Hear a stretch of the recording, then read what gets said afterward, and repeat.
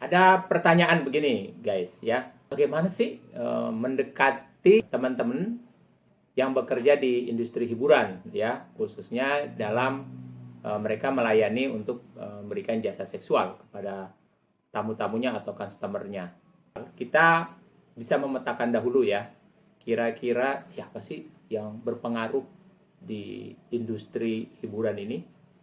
Nah, kami memetakan. Jadi yang pertama tentu ada di situ orang menyampaikannya, ada yang bilang manajer, ada yang bilang mami, ada yang bilang germo, ya.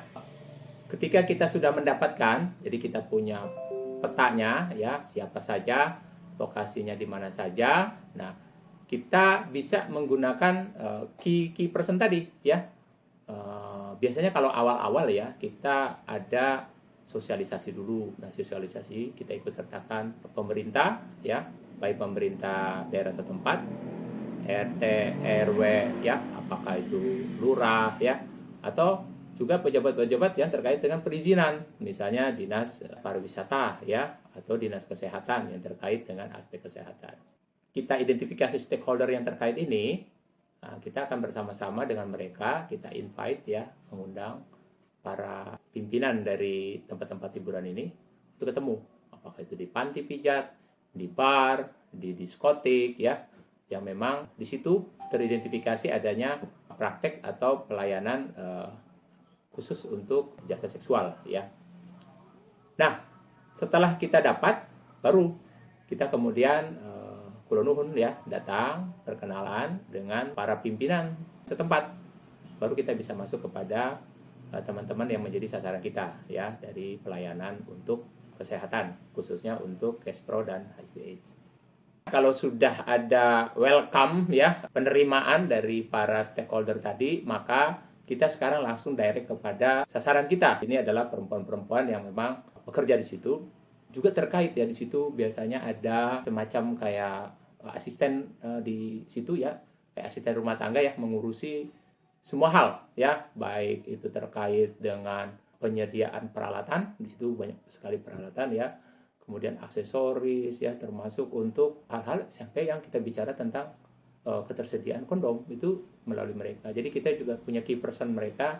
Nah, ketika kita melakukan sosialisasi, ya, nah, yang mereka ini juga mengkoordinir, ya, untuk penyediaan tadi alat-alat untuk pelindung, ya, seperti kondom, dan juga ada di situ kalau kita butuh semacam informasi, ya, kita bisa.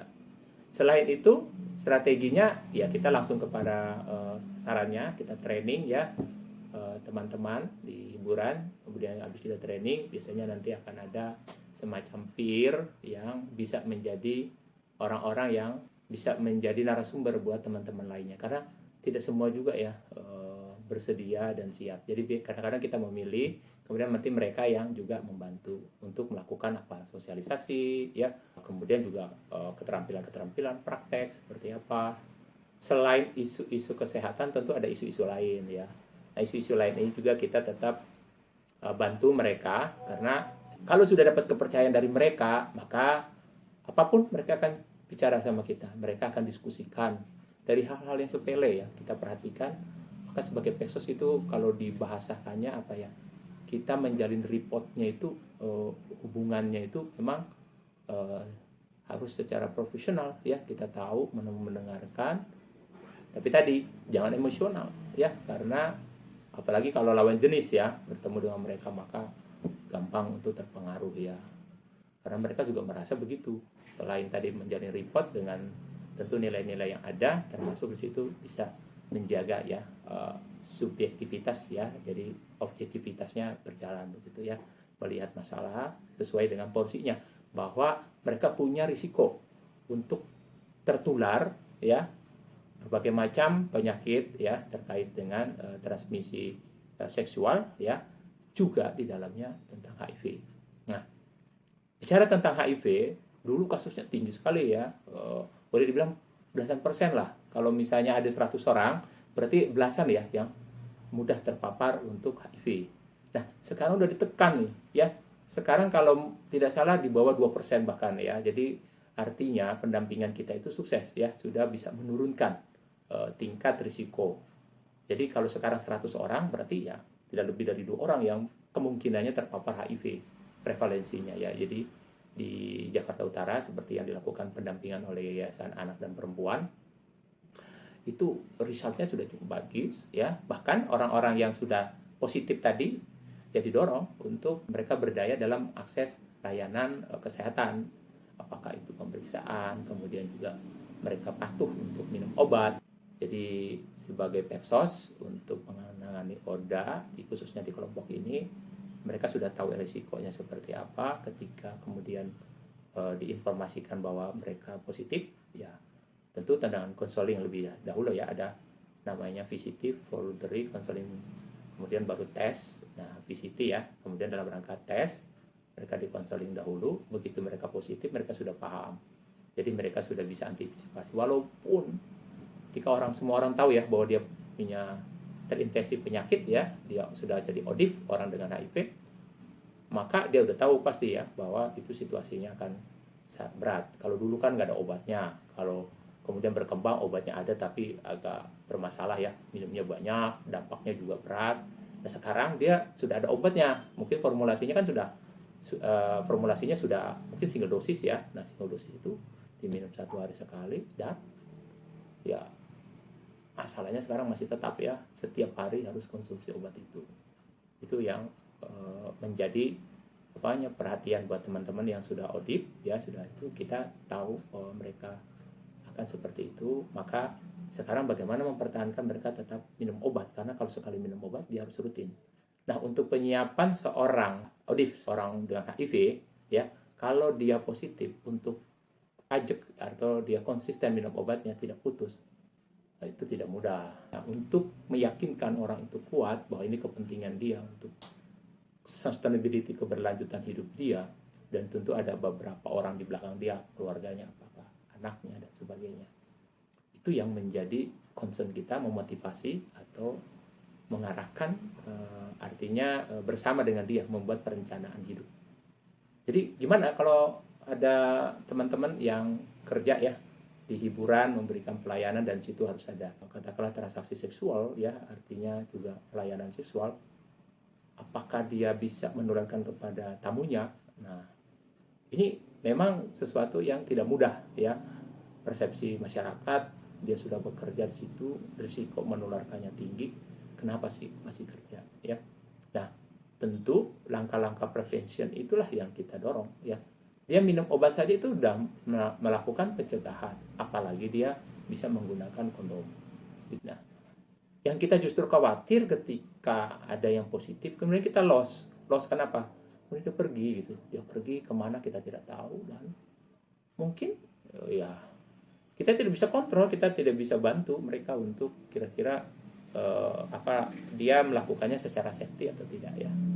Nah ini yang terjadi, kita juga banyak kasus-kasus yang loss follow up, dan ini yang terjadi, kita mendampingi mereka, salah satunya setelah teridentifikasi positif itu bagaimana mereka tidak loss follow up, tetap dalam dampingan kita, tetap dalam monitoring kita, tetap dalam monitoring layanan, karena mereka pasti akan mengakses layanan, apakah itu puskesmas atau katakanlah tempat-tempat kesehatan yang ada di wilayahnya.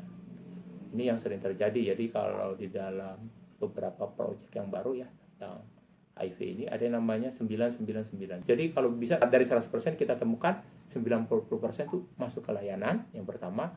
Setelah 90% masuk ke layanan itu kita anggap 100% ya. Kalaupun dia tidak lanjut hanya mungkin 10%. Jadi tetap 90%. Untuk melakukan itu kalau sebuah proyek output itu luar biasa ya. Jadi ya nggak gampang. Bayangkan itu kalau tidak didampingi, mungkin diperiksa ada 100%, katakan 100 orang. Mungkin yang pergi ke layanan, kalau tidak kita dorong-dorong, kita dampingi, mungkin yang datang cuma 10%, justru 90% ya loss. Dari 10% yang masuk tadi, kalau begitu ke layanan tuh tidak didampingin dengan baik, ya mungkin dia, capek nih, males nih, begitu ngambil obat, ya mungkin bulan berikutnya dia hilang.